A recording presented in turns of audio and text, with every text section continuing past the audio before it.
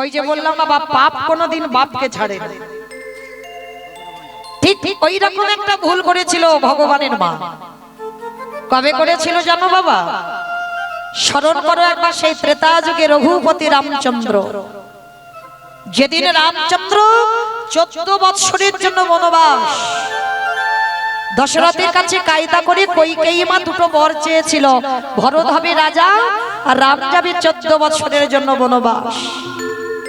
এই জায়গাটা মা খুব মন দিয়ে শুনবেন। কেমন বাবা, পরপর জন্মে পাপের শাস্তিটা পেতে হয় প্রত্যেকটা মানুষের। তো একটা নয় দুটো নয় বাবা, কতগুলো সন্তান হারিয়েছে দেখো তো। যখন আসতে কথা নয়, রাম 14 বছর বনবাসী হবে। রামের মা কৌশল্যা, রাম যখন বনবাসে যাবে না, একটা পাত্রে করে দুগ্ধ এনেছিল। রাম নে বাবা, জানি না কোন অপরাধের জন্য তোর বিমাতা কইকেই তোকে বনবাসে দিল, তো যাবার সময় বাবা তুই এক দুগ্ধটা পান করে যা, কারণ এটা প্রথমা। আজ অনেকে ঠাকুমারা মায়েরা এখনো মানে, সন্তান যখন শুভ কাজে যায় অনেক মায়েরা দেখবেন দইয়ের ফোঁটা দেয়, একটু দুগ্ধ খাইয়ে দেয়। কেন? এগুলো নাকি মঙ্গল, যাত্রা শুভ হয়। তো রামের মা যখন দুগ্ধটা এনেছিল, কোথায় ছিল? কইকেয়ী মা, ভরতের মা। ছুটে এসে রেগে গিয়ে বলেছিল, দিদি এই অযোধ্যার রাজা আমার ভরত হবে, আর ভরত যদি রাজা হয় আমি হব রাজমাতা। তাহলে তুমি আমার আদেশ ছাড়া তুমি তোমার রামকে যাওয়ার সময় তুমি দুগ্ধ পান করাচ্ছ। দুধের বাটিটা টেনে ফেলে দিয়েছিল কইকেয়ী মা। যখনই কইকেয়ী ফেলে দিল না, কৌশল্যা বড় হয়েও কইকেয়ীর চরণ তলে লুটিয়ে পড়েছে। কইকেয়ী, সত্যি যদি তোর থেকে আমি একদিনের বড় হয়ে থাকি, সত্যি যদি তোকে বোনের মতো আমি ভালোবেসে থাকি, তোকে আমি ছেড়ে দেব না। আমার রামকে হারিয়ে আমি তো 14 বছর পরে আবার রামকে পাবো, আমি 14 বছর কাঁদবো, কিন্তু সত্যি যদি আমি আমার রামের মা হই, আমি তোকে ছেড়ে দেব না।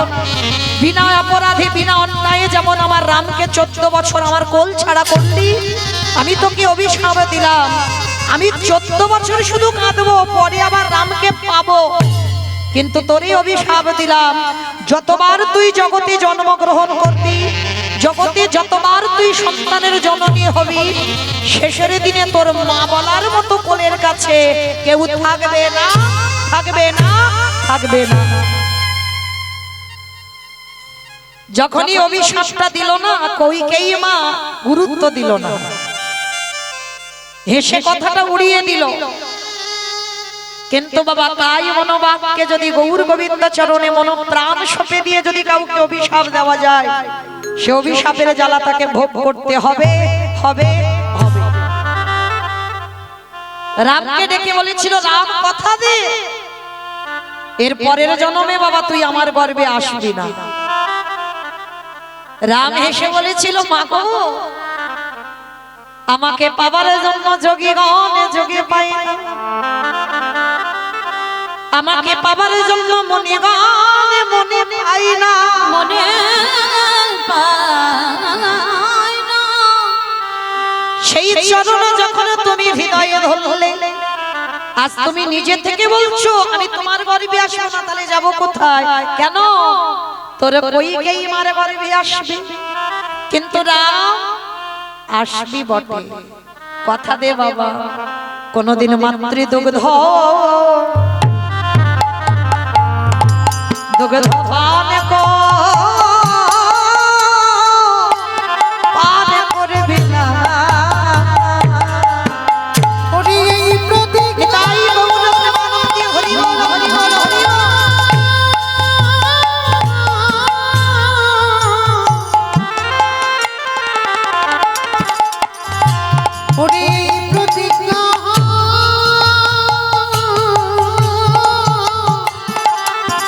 কথা দে বাবা,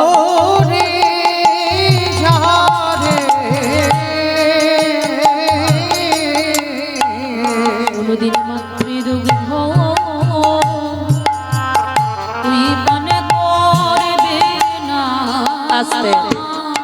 যেই না বললো মাতৃদুগ্ধ পান করবি না, আর কৌশল্যার অভিশাপে বাবা কইকেয়ীকে 3 বার জন্ম নিতে হয়েছিল।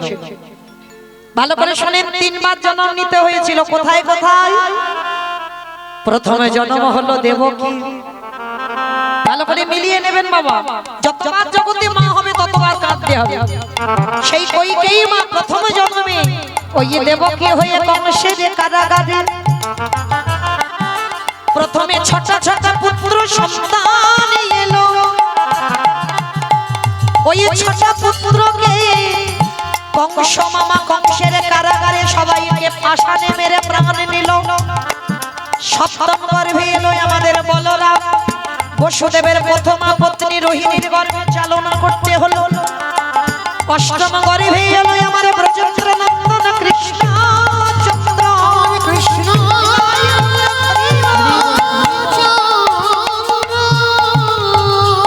ওই ভাদ্র কৃষ্ণাষ্টমী তিথিতে বাবা বসুদেব মাথায় করে নিয়ে কারাগারে থেকে নন্দালয়ে রেখে এলো। আস্তে বাবা হিসেবগুলো করে নেবেন। প্রথমে 6টা মেরে দিল কংস। সপ্তম গর্ভে বলরাম, রোহিণীর গর্ভে গর্ভনাশ হলো, প্রকাশ পেল। সপ্তম গর্ভে বলরাম এলো, আর অষ্টম গর্ভে আমার ভগবান কৃষ্ণচন্দ্র এলো বটে। সেই রাতের অন্ধকারে বাবা বসুদেব মাথায় করে নিয়ে রেখে এলো ওই নন্দালয়ে ব্রজধাম। তাহলে হিসাবে মিলে গেল বাবা, প্রথম জন্মেই 8টা চলে গেল, কেউ মার কোলে রইল না। আর ওই কইকেয়ী মা প্রথম জন্মে দেবকী হলো, আর দ্বিতীয় জন্ম কে হলো? যারা যারা গেছেন বাবা জগন্নাথ ধাম, পুরী ধাম, লীলাচল, এই মন্দিরটা প্রতিষ্ঠা করেছিল কে বাবা? ইন্দ্রদম্ন রাজা। আর ইন্দ্রদম্ন রাজা স্ত্রী ছিল যার নাম হলো গুন্ডিচা মা। যিনি কইকেয়ী তিনি প্রথম জন্মে দেবকী হলো, আর দ্বিতীয় জন্মে হলো গুন্ডিচা মা। আর গুন্ডিচা মায়ের কটা সন্তান বাবা? 18টা। বাহ, 18টা সন্তান, একটা দুটো নয়। যারা যারা জগন্নাথ ধামে গেছেন বাবা, জানি না আপনারা দেখেছেন কিনা, অবশ্যই করে দেখতে হবে। শুধু জগন্নাথ দেখলে হবে না, জগন্নাথ দেখবার আগে তোমাকে 18 নালা দর্শন করতে হবে, তবে তুমি জগন্নাথ দেখায় ফল পাবে। কিন্তু বাবা আমরা 18 নালার উপর থেকে যাই, কিন্তু বুঝতে পারি না, পরে বাবা ওই 18 নালা দেখতে আসি। কারণ 18 নালা পার না হলে তুমি জগন্নাথের কাছে পৌঁছাতেই পারবে না। জগন্নাথজিকে দর্শন করে যদি কোনো পূর্ণ সঞ্চয় করতে হয়, আগে বাবা 18 নালা দেখতে হবে, তারপরে বাবা গরুড়ধ্বজ স্তম্ভ দেখতে হবে, জগন্নাথের সামনে যেটা আছে।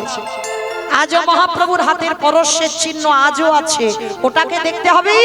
আর তৃতীয়বার তোমাকে জগন্নাথ দেখতে হবে। যদি প্রকৃত ভক্ত হও, যারা জানে বাবা, এই আগে এ দুটোকে দেখে তারপরে জগন্নাথ দেখতে হবে, না হলে জগন্নাথ দেখায় লাভ হয় না, ফল হয় না। আমার কথা নয়, গ্রন্থ বলছে আগে 18 নালা, তারপরে হচ্ছে গরুড়ধ্বজ স্তম্ভ, তারপরে আমার জগন্নাথ দেখতে হবে। অনেকে জানি না বাবা, জানার জন্যই কীর্তন। তাহলে আজকের 18 নালা যারা দেখেছেন, এই 18 নালাটা কি করে হলো? এটাই তো ঘটনা বাবা। এই গুন্ডিচা মায়ের 18টা ছেলে, 18 নালা হলো কি করে? তাদের রক্তেতে প্রত্যেকটা ছেলের রক্ত পড়ে আছে বাবা। ওই ছোট্ট একটা নদী ছিল, ওই নদীতে কোনো ব্রিজ ছিল না, কোনো ব্রিজ ছিল না। এখন যে ব্রিজের উপর দিয়ে আমরা গাড়িটা নিয়ে যাই, তখন ব্রিজ ছিল না, ওটা নদী ছিল। আর নৌকাতে করে এপার থেকে ওপারে জগন্নাথের কাছে যেতে হতো। এখন যেমন জগন্নাথের বাবা 3টে রথ, তখনকার দিনে 6টা রথ ছিল, মানে নদীর ওপারে 3টে, আবার নদী পার হয়ে এপারে 3টে। তো ইন্দ্রদম্ন রাজা মনে মনে চিন্তা করলেন, আমি তো রাজা, তাহলে সমস্ত ভক্তরা ওই নদী পারাপার হতে পারে না, ভয়ের একটা ব্যাপার থাকে। আমি যেহেতু রাজা, সিদ্ধান্ত নিল এই নদীর উপরে আমি একটা ব্রিজ বানিয়ে দেব। তাদের হাতে তো বাবা অর্থ কিছু অভাব ছিল না, তা নদীর উপরে একটা ব্রিজ বানানো হবে। তা যতবার ব্রিজ তৈরি করতে যায়, জগন্নাথের আদেশ নিয়ে কিন্তু বাবা ব্রিজ বানাতে শুরু করলো। আর ব্রিজ বানাতে গেলে বাবা দেখবেন একটা একটা বিম তৈরি করতে হবে, তো যার উপরে থাকবে একটা একটা করে থাম্বা তৈরি করতে হবে। তো যতবার তৈরি করে ততবার মা ওই নদীর জলে সব ধুয়ে চলে যায়। সকালবেলা বিম বানিয়ে দেয়, রাত্রিবেলা বাবা সে বিম ওই জলেতে চলে যায়, সকালবেলা এসে দেখে না ফাঁকা। ইন্দ্রদম্ন রাজা ছুটে গেল জগন্নাথের কাছে, জগন্নাথ আমি তো আমার জন্য নয়, জগতের সবার যাতে সুবিধা হয় তার জন্য আমি ব্রিজ বানাচ্ছি, কিন্তু কিসের জন্য হচ্ছে না, কি আমার অপরাধ? জগন্নাথ দৈববাণী করে বলেছিল, ইন্দ্রদম্ন ওই ব্রিজ সেদিনই হবে যদি প্রত্যেকটা বিমের মাথায় তুমি নরবলি দিতে পারো। যখনই কথাটা বলেছে ইন্দ্রদম্ন রাজা ছটকে উঠেছে, প্রত্যেকটা বিমের মাথায় নরবলি দিতে হবে। আজও নিয়ম আছে বাবা, প্রথা আছে, অনেক ব্রিজ হতে চায় না, ওই ব্রিজের মাথাতে নরবলি দিতে হয়, আজও আছে। তো নরবলি দিতে হবে, কিন্তু এত বড় নদীটা কতগুলো বিম তৈরি হবে বাবা, প্রত্যেকটা বিমের মাথায় নরবলি দিতে হবে। ইন্দ্রদম্ন রাজা চিন্তায় পড়ে গেল, আমি কার মার বুক থেকে সন্তান আনবো, আর কোন মা বা দেবে? ইন্দ্রদম্ন রাজা কত ধার্মিক দেখে, একবারও নিজের কথা ভাবলো না, মনে মনে ভাবলো অন্য কারোর সন্তান কেড়ে নিলে তাদের এই জ্বালা যন্ত্রণা সহ্য করতে পারবে না, কিন্তু আমি যদি জগতের জন্য ভাবি তাহলে আমার নিজেরই তো 18টা ছেলে আছে, তাহলে কেন আমি অন্য মার বুক থেকে ছেলে খালি করব? আমারই যখন 18টা ছেলে, আমি একটা একটা করে আমার ছেলে বলি দেব।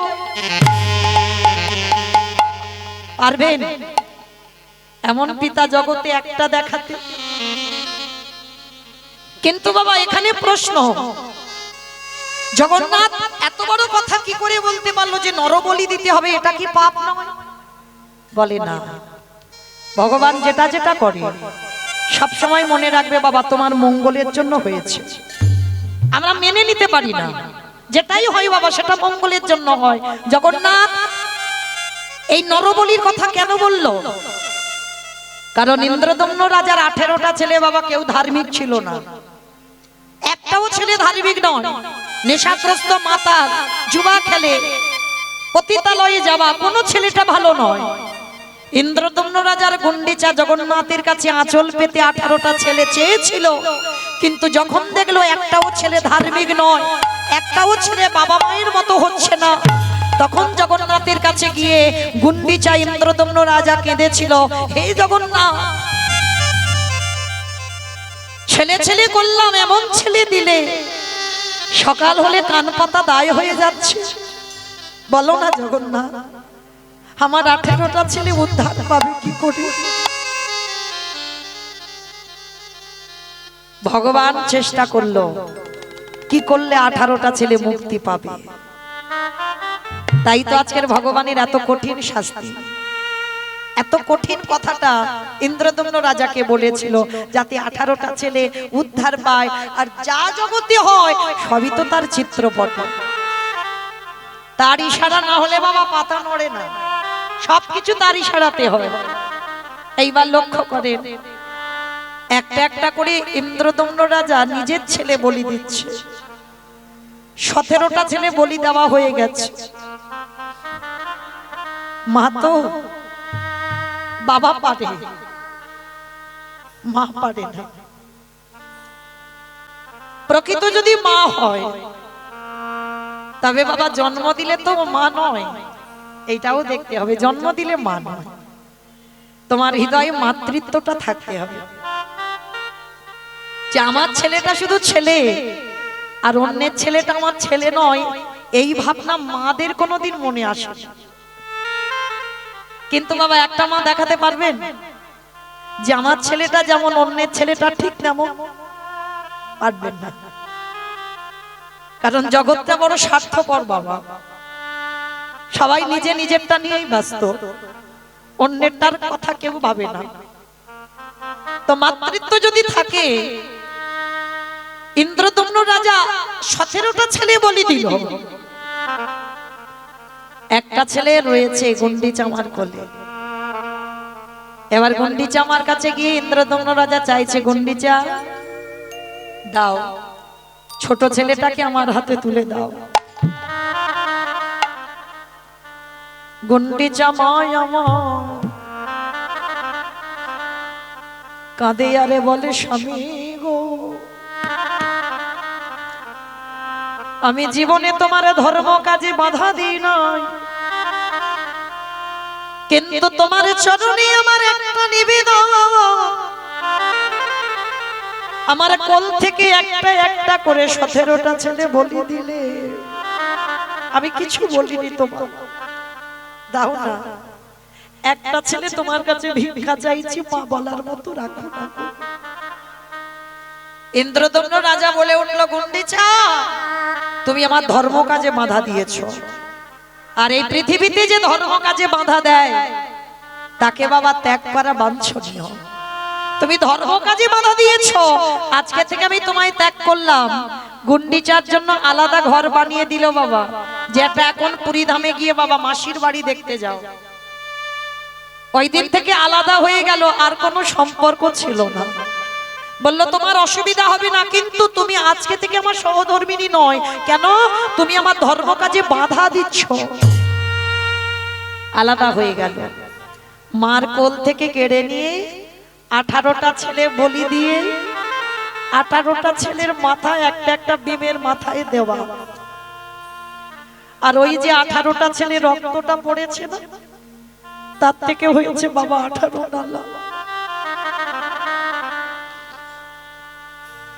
কিন্তু বাবা এখানে আমাদের প্রশ্ন, জগন্নাথ এত বড় কথাটা কি করে বলতে পারলো যে একটা নয় দুটো নয় 18টা ছেলে একেবারে শেষ, মানে বংশে বাতি দেওয়ার মতো কেউ রইল না। 18টা ছেলেকে বলি দিল কেন? ওই যে জগন্নাথের কাছে কেঁদেছিল না, হে জগন্নাথ ছেলে চাইলাম, এমন ছেলে দিলে কান পাতা দায় হয়ে গেল, তুমি ওদের উদ্ধারের ব্যবস্থা করে দিও।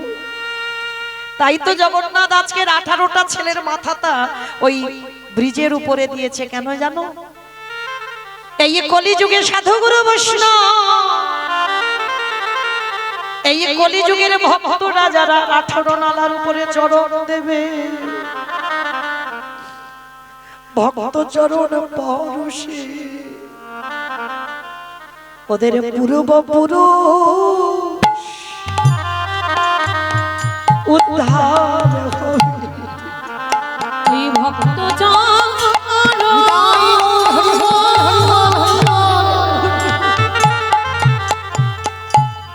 ওই ভক্ত চরণ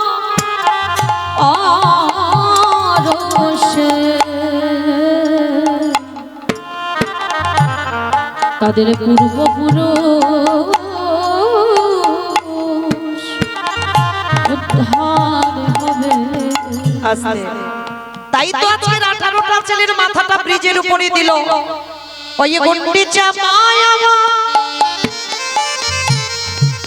কেঁদে কেঁদে সন্তানে বিহনে আজ অন্ধ হয়ে বসে বসে কাঁদে। জগন্নাথের একেবারে কৃপা করে একেবারে দর্শন দে। ওগো জগন্নাথ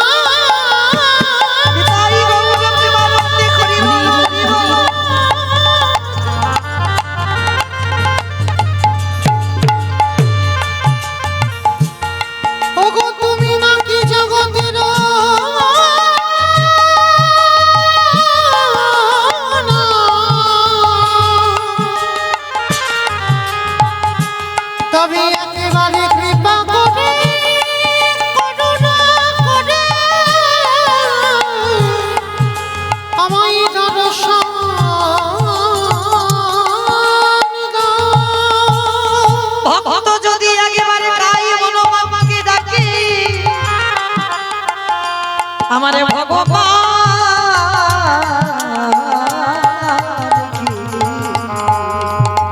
ভগবান কি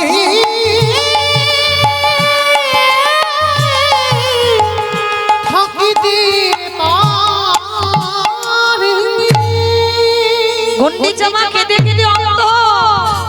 সন্তান বিহনে কাঁদছে।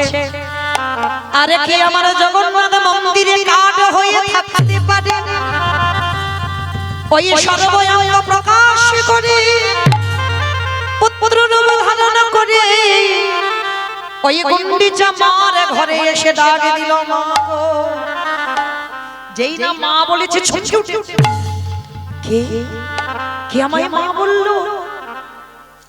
মা কে তুমি? আমি তোমার জগন্নাথ। জগন্নাথ দেখতে এসেছি, আমি কত সুখে বসে আছি। ওরে আমি পুত্র হারা হয়ে আমি জনম দুঃখী মা বসে বসে কাঁদি। পারবি মা বলে যখন ডাকবি সারা জীবন আমার কাছে থাকতে? জগন্নাথ কেঁদে বলল মা গো আমি সারা জীবন তোমার কাছে নাই বা থাকলাম, কিন্তু প্রতিজ্ঞা করে গেলাম তোমার চরণ পরশে করে এই পৃথিবী যতদিন থাকবে আমি 9টা দিনের জন্য তোমার কোলে বসে তোমার হাতে সেবা পাবো। আমি এই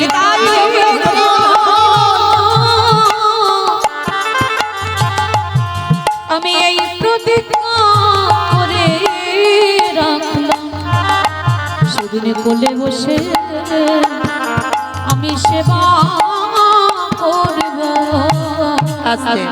যেই না বললো তোমার কোলে বসে তোমার হাতের রন্ধন সেবা করব, যেটা হচ্ছে বাবা রথযাত্রার সময় জগন্নাথ তো বাহিরে বেরোয়, গর্ভগৃহ থেকে বাইরে বেরোয় না।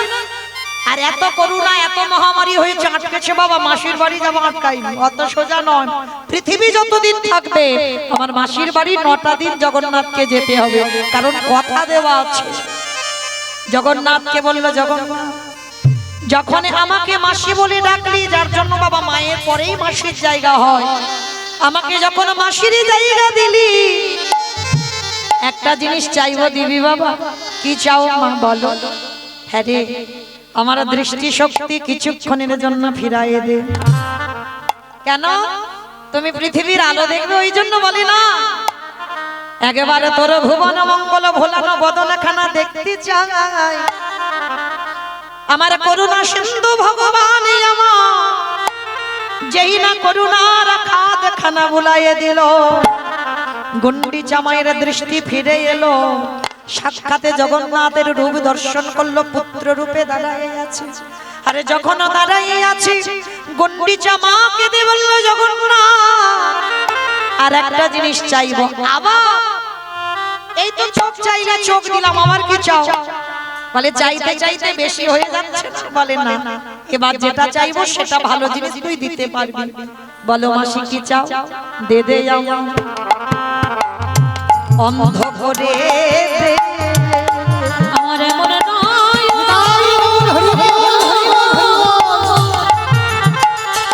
না না এমন নয় চাহি না রে, দে দে অন্ধ অন্ধ করে দে রে। ওরে যে নয়নে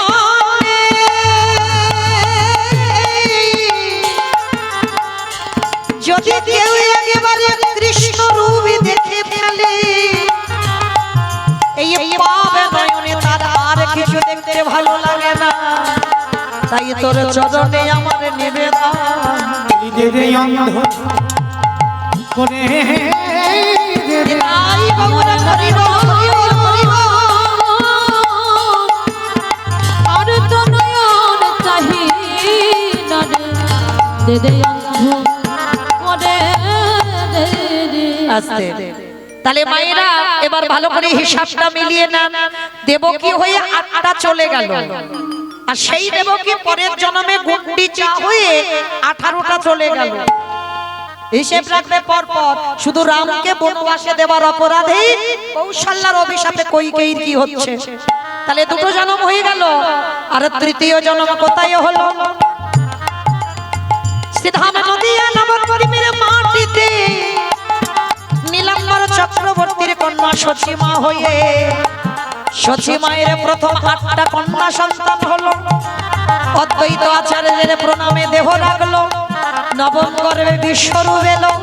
16 বছর বয়সে সন্ন্যাসী হলো। আরে দশম গর্ভে আমার নিমাই এলো। ওই 24 বছর বয়সে মাকে কাঁদিয়ে, বিষ্ণুপ্রিয়াকে কাঁদিয়ে, সারা নদী আর মানুষকে কাঁদিয়ে আমার নিমাই হয়ে গেল সর্বত্যাগী সন্ন্যাসী।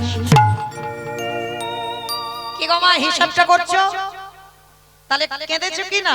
তাহলে দেখো, প্রথম জন্মে 8টা, দ্বিতীয় জন্মে 18টা, তৃতীয় জন্মে 10টা।